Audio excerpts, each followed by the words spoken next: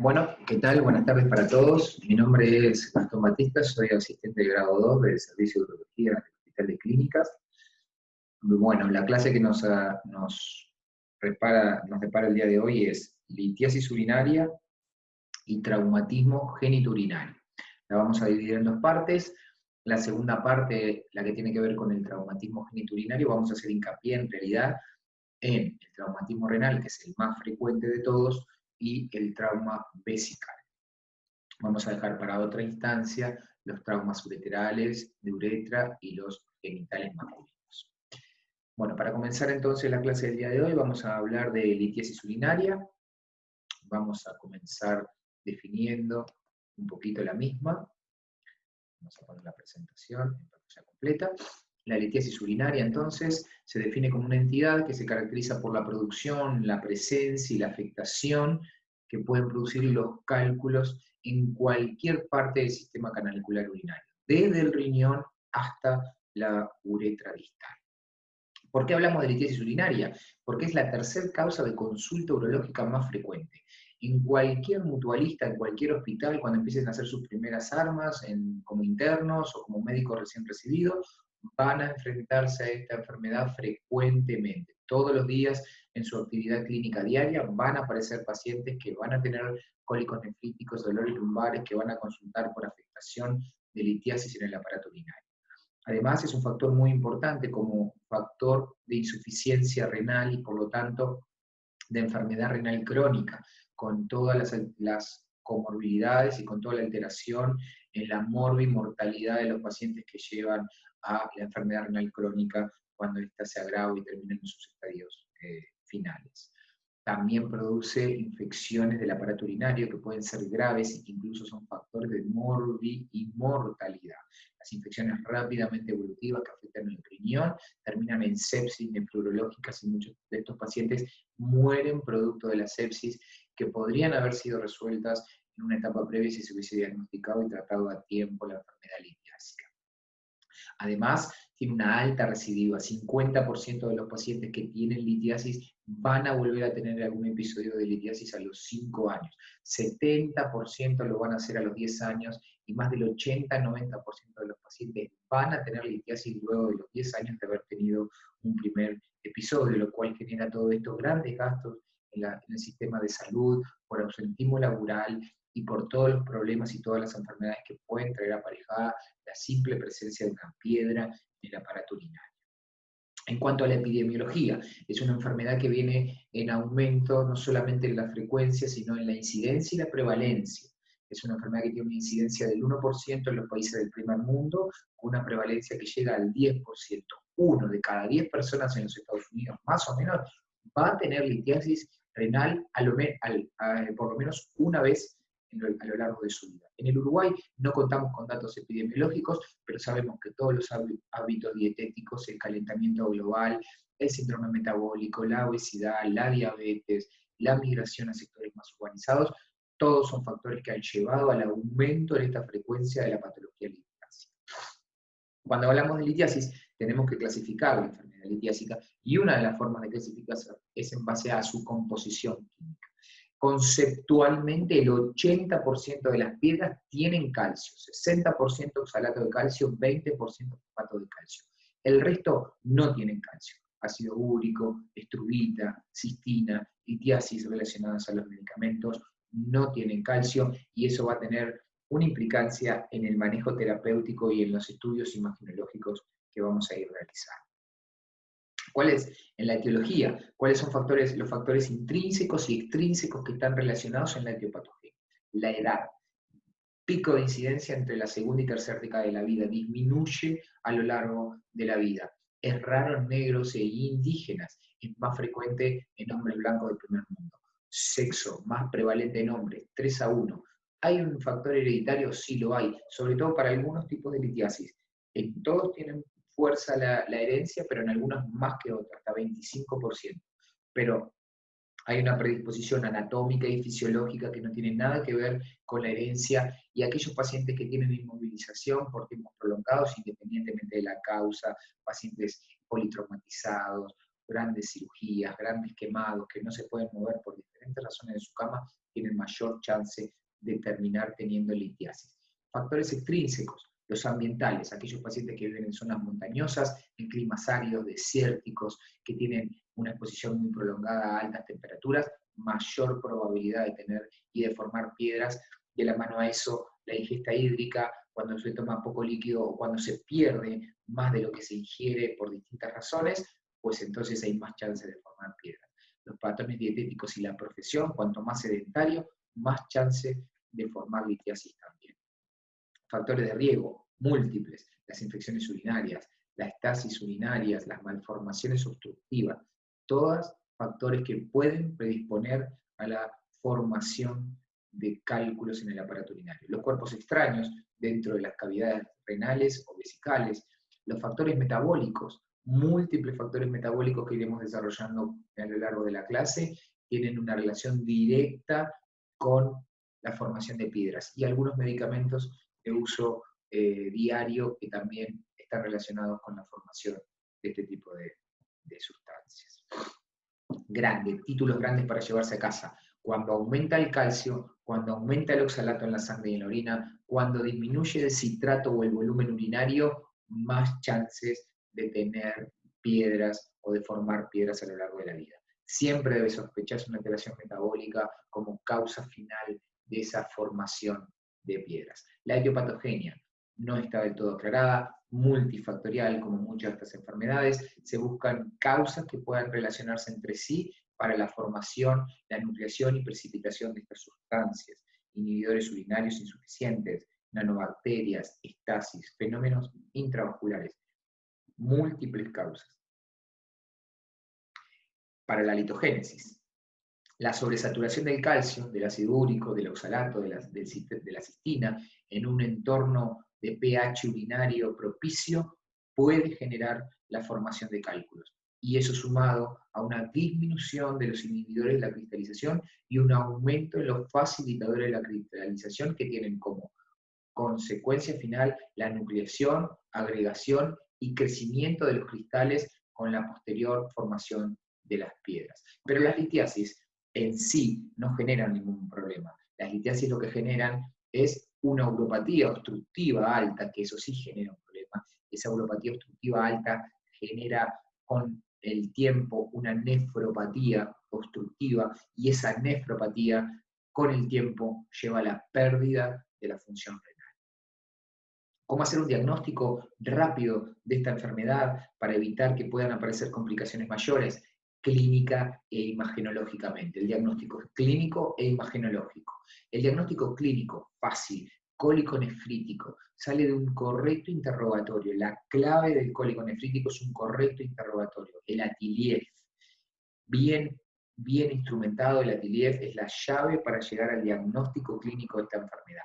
Es un dolor de aparición brusco, tipo cólico, muy intenso, 10 en 10, no calma con analgésicos biorales, que se irradia genitales. Muchas veces los pacientes vienen con dolor genital, escrotal, en los labios mayores, que parecen cuadros agudos de bolsas y que en definitiva termina siendo un cólico nefrítico. Tiene una irradiación característica. Es un dolor que viene acompañado de un síndrome neurovegetativo florido, náusea, vómito. Los pacientes buscan posiciones antálgicas para calmar el dolor. Nada de componente mecánico, hay que indagar bien, que no sea una lumbalgia, una lumbociatalgia, que no tenga un dolor con características mecánicas, una corriente eléctrica que se irradia la pierna, que aumenta con los movimientos, que aumenta con el levantamiento de peso, que calma con el reposo. Eso es una lumbalgia mecánica del resorte del traumatólogo probablemente.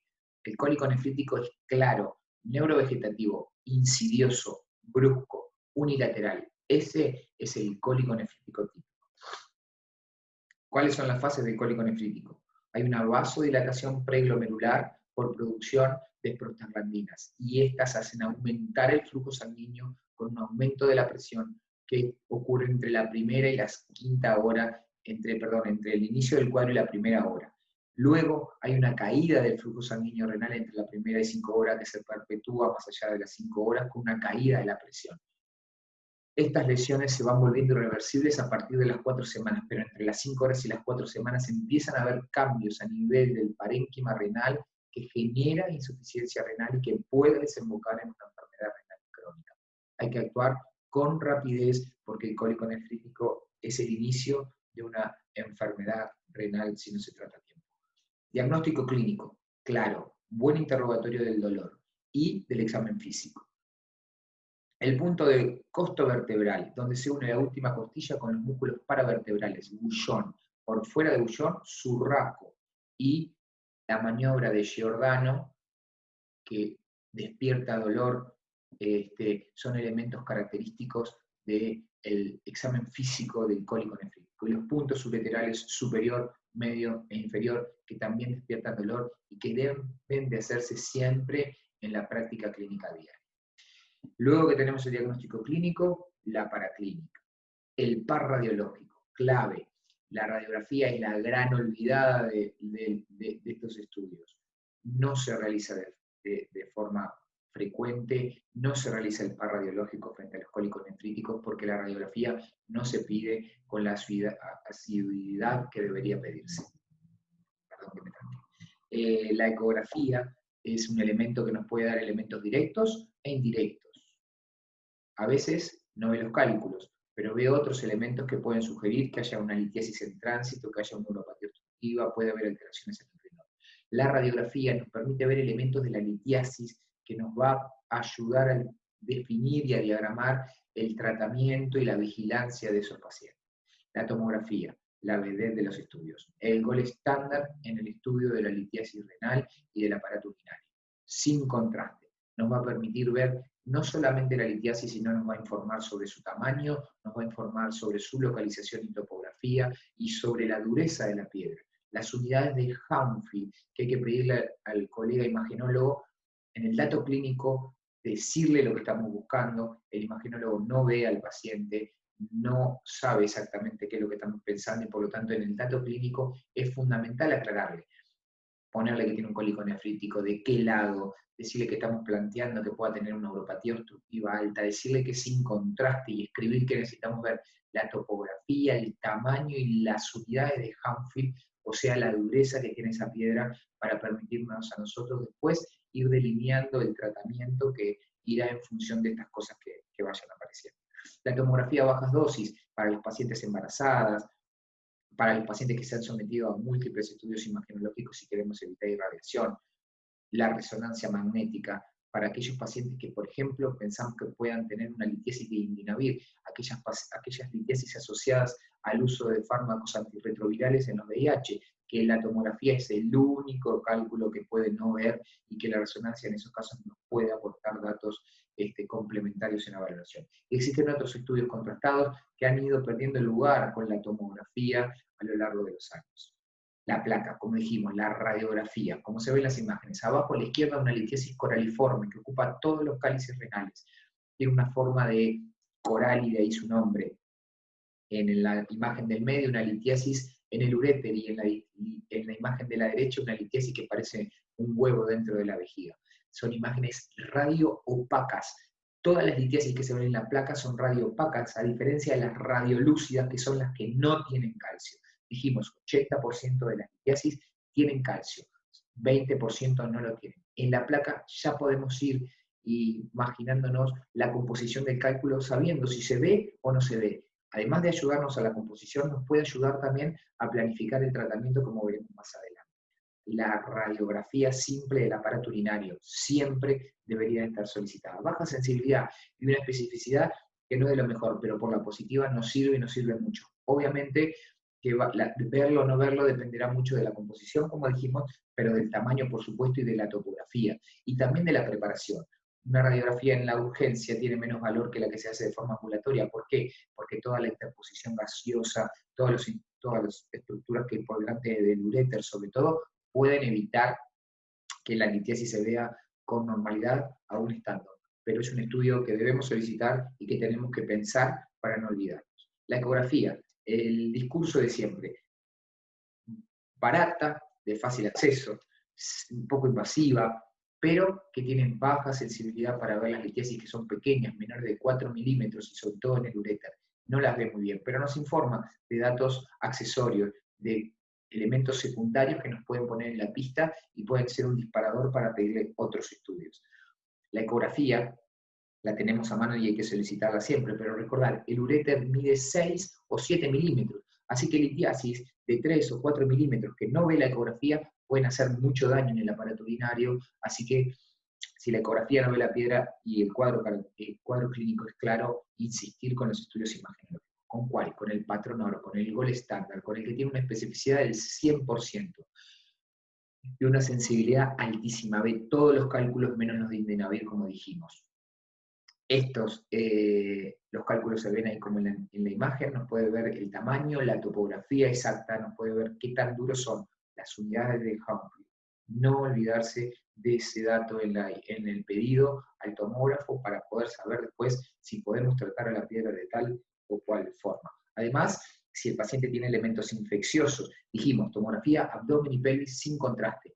Siempre y casi siempre para estudiar la litiasis, pero si el paciente tiene algún elemento infeccioso o tenemos alguna duda de complicaciones, el contraste puede ser una buena opción para valorar esas otras cosas, las colecciones, los abscesos, etc. No le atemos las manos al colega, dejémosle la puerta abierta para si le quiere hacer contraste, se la pueda hacer en el caso de que considere necesario o ante el hallazgo de alguna imagen en la tomografía sin contraste que le deje. Y como dijimos, otros estudios de contraste que por la urografía intravenosa, la pielografía anterógrada por la nefrotomía, la ureteropielografía retrógrada, otros estudios que tenemos a mano que han ido perdiendo lugar, que antes eran las herramientas que teníamos antes de la tomografía, eran excelentes estudios, pero bueno, ahora la tomografía es un poco más resolutiva, aunque todavía tienen su lugar en algunas situaciones en particular. La resonancia para algunos pacientes que tengan una insuficiencia renal muy severa, para pacientes alérgicos al contraste que necesitemos, para pacientes con cálculos de Indenavir, por ejemplo, u otras indicaciones precisas en donde la resonancia puede ganar su lugar. Tratamiento. ¿Tratamos a todas las piedras? No, a todas las piedras no, pero a casi todas.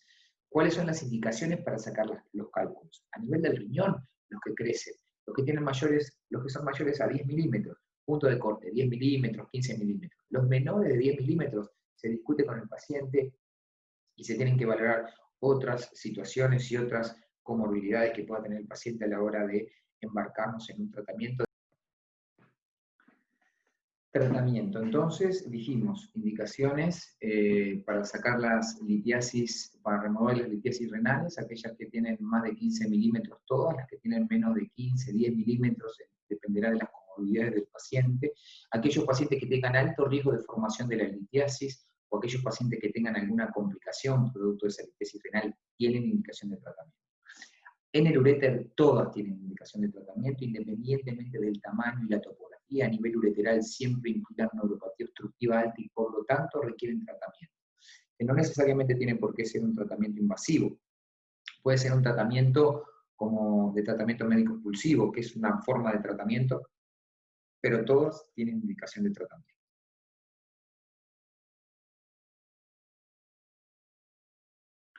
Bien, indicación para la remoción de litiasis, entonces, consiste en resolver el problema de la litiasis y evitar las complicaciones que la litiasis pueden traer aparejadas, pero además prevenir las recidivas como un tratamiento etiológico de la nueva posibilidad de aparición de piedras que también tendrá su análisis un poquito más adelante. ¿Qué tipo de tratamiento, con qué tipo de tratamientos o de arsenal terapéutico contamos? Y bueno, contamos con la litotripsia extracorpórea, con la ureterorenoscopía, con la litotripsia percutánea, la cirugía abierta o la paroscópica, cada vez más en desuso, con indicaciones muy puntuales. Pero con todo eso contamos. ¿De qué dependerá? Dependerá del tamaño, dependerá de la topografía, dependerá de las unidades de Humphrey y qué tan dura sea esa piedra, si es radioopaca o radiolúcida en la radiografía, todos elementos importantes a la hora de definirnos por uno u otro tratamiento. Estos tratamientos son de resorte del urólogo. Si alguno de ustedes quiere hacer urología, encantado de recibirlos para enseñarles cada uno de los detalles de este tipo de procedimientos. Saber que existen varios, saber que algunos son más invasivos que otros, pero saber que el tratamiento definitivo dependerá de muchas de las características que tenga esa piedra. Acá hay algunas imágenes ilustrativas, porque las imágenes dicen más que 1000 palabras.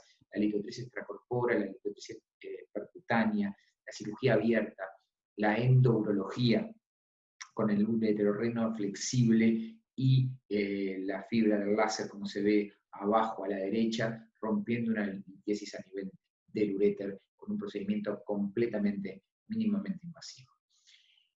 El tratamiento médico expulsivo, la expulsión espontánea con el tratamiento médico expulsivo. Sabemos que el 80% de los cálculos se expulsarán de forma espontánea, si son menores a los 5 milímetros. Pero que los cálculos que tienen más de 8 o 10 milímetros raramente se expulsarán de forma espontánea. ¿Sí? El uréter, dijimos, mide entre 6 y 7 milímetros aproximadamente. Es lógico pensar que todas las litiasis menores a los 6 milímetros se van a poder expulsar de forma espontánea con un tratamiento médico. Y que todas aquellas litiasis que miden más de 7 milímetros, pues tendrán mayor dificultad. También importa mucho la topografía, no es lo mismo una litiasis proximal que una litiasis distal. ¿Cuál es el tratamiento médico expulsivo? Expulsivo consiste en 3 fármacos. Los corticoides, prednisona, 40 miligramos vía oral al día por 72 horas. La capsulosina, un comprimido de 0,4 miligramos vía oral al día, y los AINES, diclofenac, ketoprofeno, de forma reglada. ¿Sí? Recordar el uso de corticoides en aquellos pacientes diabéticos que puedan tener alguna interacción. Ojo con los corticoides, se da por 72 horas nada más, o sea que en realidad los riesgos son bajos, pero puede alterar a aquellos pacientes que tienen diabetes y necesiten un control un poquito más estricto de la cifra de glicemia. Los AINES, si tenemos pacientes con insuficiencia renal o con una creatinina muy border, también podemos dejarlo de lado por algún analgésico mayor como el tramadol, que no tenga tanta afección a nivel de la función renal.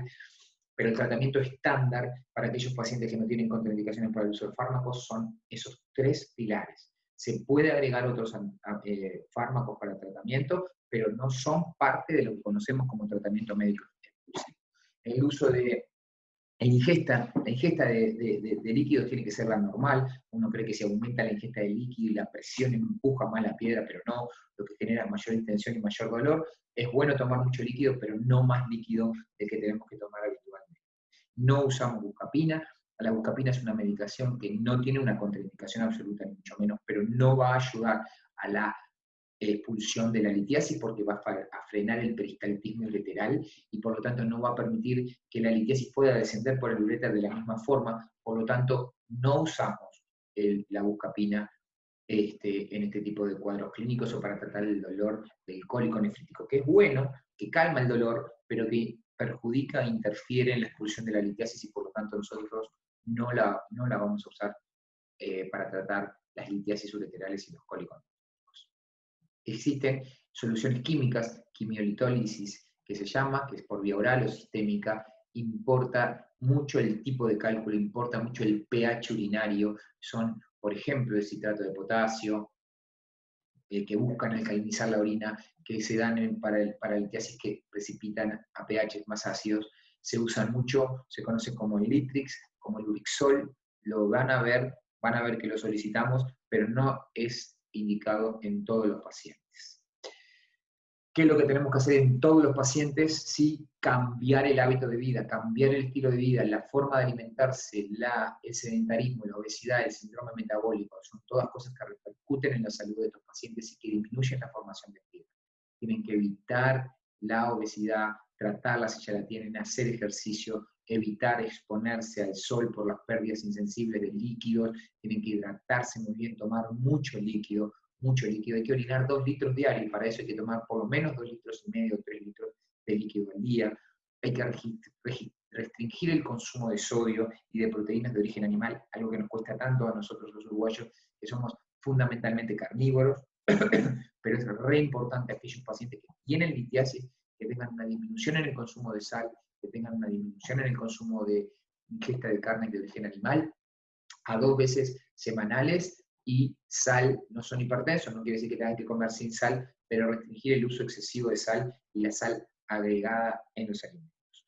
Disminuir la ingesta de hidratos de carbono y mantener una ingesta de calcio normal. Ya sabemos que si el calcio le baja en la sangre, el cuerpo, que es muy sabio, va a intentar remover calcio de los lugares en donde hay, como por ejemplo de los huesos, y eso va a generar algo que es contraproducente. Entonces, el calcio es necesario para el cuerpo, todo en su medida justa es importante para el organismo, no hay que consumir menos calcio del que el cuerpo necesita.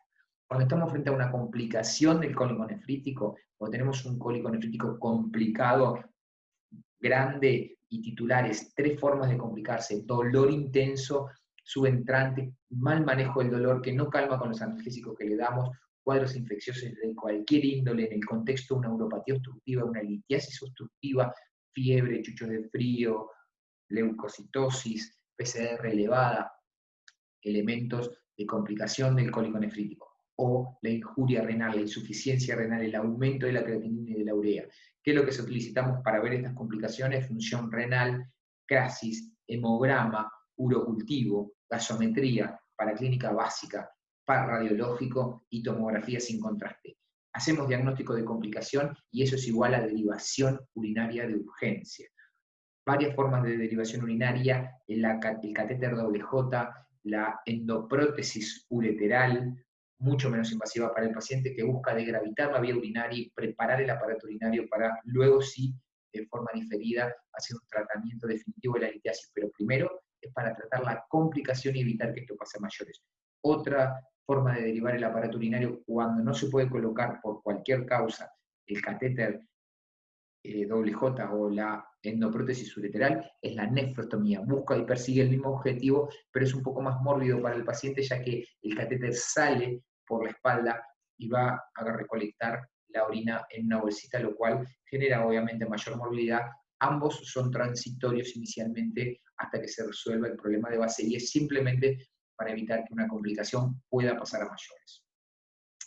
Luego que tenemos resuelto la litiasis, lo que hay que hacer es el estudio metabólico de esa litiasis. ¿Por qué solicitarla? Porque ya lo dijimos, tiene una alta tasa de recidiva. ¿Por qué? Porque la mayoría de las veces, entre un 60 y un 90%, hay una enfermedad metabólica detrás de la enfermedad litiásica, y si la podemos corregir, vamos a evitar esa recidiva. ¿Cuándo hacerlo? Bueno, hay que hacerlo bajo condiciones normales, bajo dieta normal. El paciente no puede esa semana en donde se va a hacer el estudio tomar más líquido de lo que lo hace habitualmente o comer menos carne de lo que hace habitualmente, porque estaríamos falseando el resultado. Idealmente tenemos que haber tratado y sacado todos los cálculos del aparato urinario por lo menos 4 semanas después de tratamiento. No hay que hacerlo en embarazada ni con filtrados glomerulares muy bajos, y hay que hacer estudios subsiguientes. ¿Cómo se solicita? Hay 2 formas de hacer los estudios: el estudio metabólico simplificado, simple, y el estudio metabólico que es un poco más, mayores, busca más datos de que el simple. Bueno, antes del estudio metabólico, algunas cosas que son muy importantes: el examen físico, los antecedentes familiares y los antecedentes personales del paciente. ¿Sí? Hay que hacer una correcta historia clínica del paciente.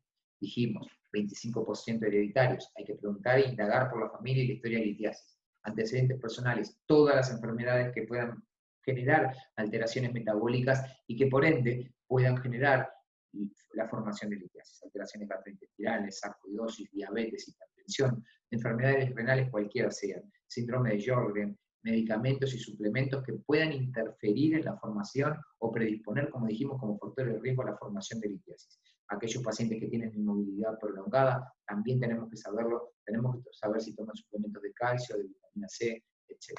¿En cuáles son los pacientes que tienen mayor riesgo de formación de litiasis? Los niños y los adolescentes que ya han tenido cálculos. Los cálculos que están determinados genéticamente, como los de cistinuria o la hiperoxaluria primaria, entre otros. Los que tienen hiperparatiroidismo, los que tienen un solo riñón, los que tienen la enfermedad digestiva diagnosticada o nefrocalcinosis. Todos pacientes con mayor riesgo de formación de litiasis. Entonces, tenemos un paciente, le vamos a hacer el estudio metabólico a todos. ¿Cuál? ¿El simple o el ampliado? Consulta al paciente, primer episodio de litiasis, sin factores de riesgo, estudio simplificado.